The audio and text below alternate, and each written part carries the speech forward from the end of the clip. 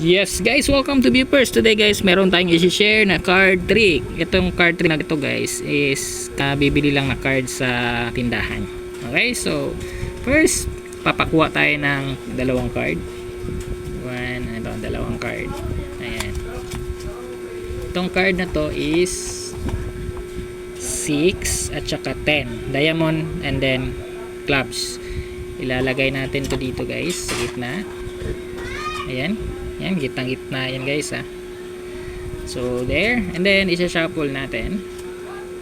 Yan ba yun? Yan, hindi yan ha. Ulit. Okay.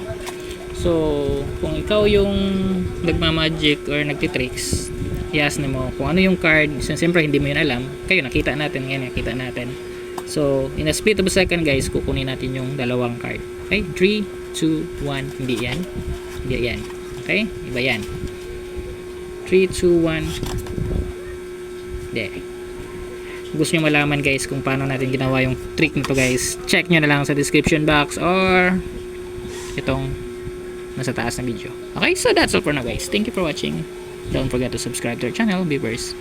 Bye-bye.